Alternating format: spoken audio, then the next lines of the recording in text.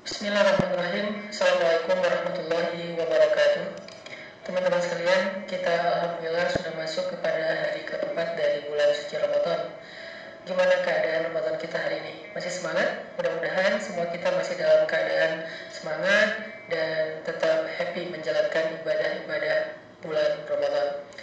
Hari ini kita akan bahas feeling good tentang Ramadan. Gimana caranya di bulan Ramadan kita tetap merasa nyaman, walaupun mungkin dalam kondisi pandemi seperti sekarang ini kita nggak sampai drop semangat untuk beribadahnya atau semangat untuk beramal solehnya.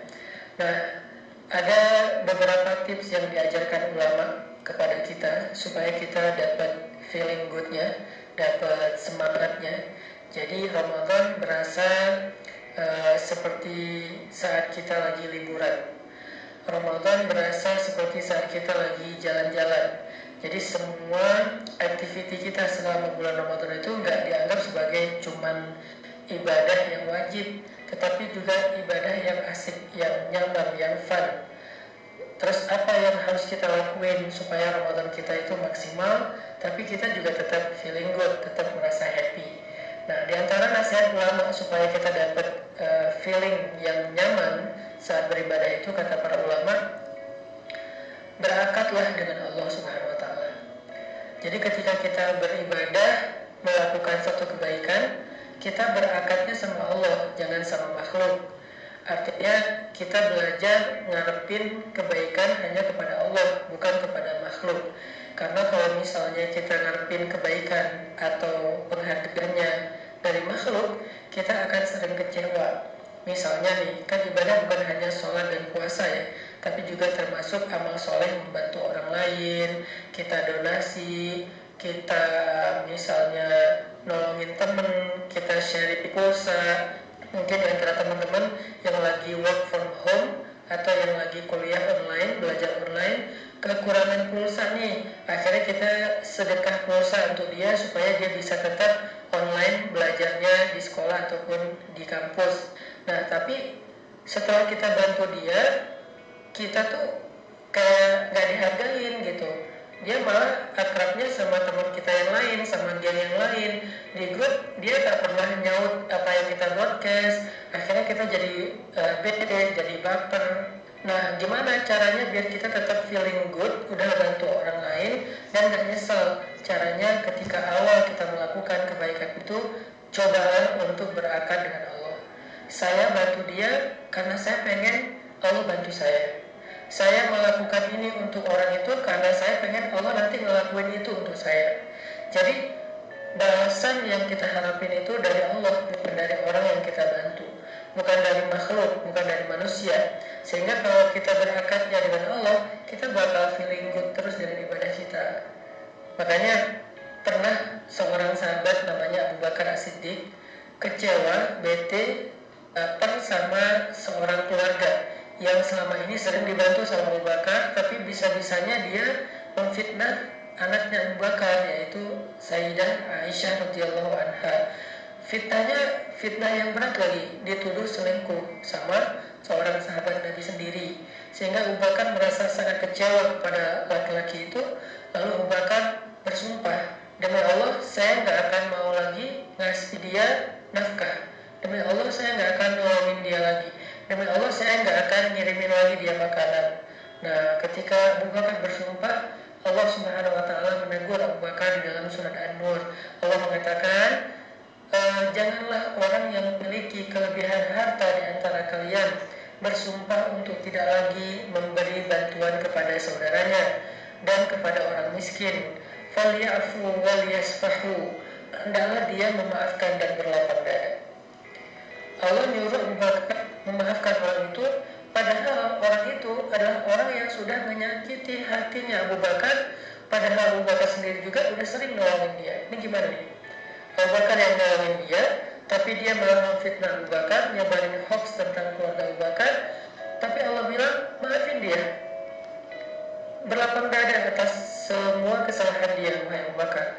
Terus apa yang Allah tawarkan kepada Abu Bakar sebagai gantinya ketika Abu Bakar memaafkan dan berlapang dada untuk kesalahan orang itu? Allah mengatakan, ala tuhibbuna an yaghfirallahu lakum?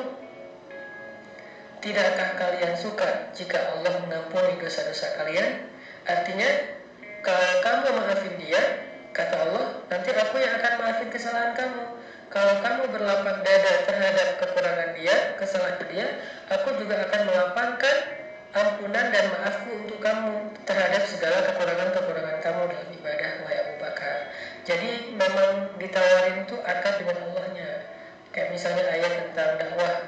Hal adullukum ala tijaratin tunjikum min azabin alim. Maukah kalian aku tawarkan satu perniagaan yang menyelamatkan kalian dari api neraka, yaitu beriman dan berdakwah di jalan Allah. Itu lebih baik dari apapun juga. Jadi Allah tuh selalu kayak pengen ngelurusin niat kita dari yang tadinya berakad dengan manusia jadi berakad kepada Allah. Kalau saya nolong dia, nanti Allah yang nolong saya. Kalau saya bantu dia, nanti Allah yang bantu saya. Kalau saya maafin dia, nanti Allah yang maafin saya. Kalau saya berlapang dada, nggak baperan sama dia, nanti Allah yang akan melapangkan kebaikan untuk saya dan nggak akan ngitung-ngitung sama saya. Kalau saya sayang sama dia, nanti Allah yang akan sayang sama saya. Kalau saya menyelesaikan masalah dia, nanti Allah yang akan menyelesaikan masalah saya. Dan begitu juga dengan ibadah-ibadah yang lain. Berakatlah dengan Allah. Kita nggak bakal gampang baper atau kecewa. Akan selalu feeling blessed, never stress gitu kan. Sehingga kita jadi orang yang tetap bisa menikmati ibadah Ramadan kita. Makanya muncullah sebuah kaidah fikih. Al-jaza min jinsil amal. Balasan itu tergantung jenis amal yang kita lakuin. Maksudnya kalau kita maafin orang, balasannya Allah maafin kita. Kalau kita nolongin orang, balasannya Allah yang akan nolongin kita. Kalau kita memudahkan urusan orang, balasannya Allah yang akan memudahkan urusan kita. Nah, ini bukan hanya kaidah fikih, tapi harus jadi semacam rahmat dan kita buat baik dalam kita beramal. Kita bantu tetangga, atau misalnya kita ngasih berbuka puasa buat security di komplek rumah kita, atau kita misalnya kadang-kadang ngasih banyak takjil ke masjid tapi nama kita nggak disebut, atau masjidnya nggak undang kita pas lagi ada rapat, atau kita pas datang ke masjid malah kayak pernah dibentak, akhirnya kita sebel sama orangnya. Jangan sampai karena kita sebel sama seseorang akhirnya kita jadi nggak berbuat baik lagi kepada dia. Berarti kita berakad dengan makhluk, bukan dengan Allah Subhanahu wa Ta'ala. Kalau udah kayak gitu, kita nggak akan feeling good lagi dalam beramal soleh atau beribadah. Begitu juga dengan ibadah yang sifatnya ritual, bukan ibadah sosial. Ibadah ritual itu misalnya kayak kita sholat, kita ngaji, harus berakad dengan Allah.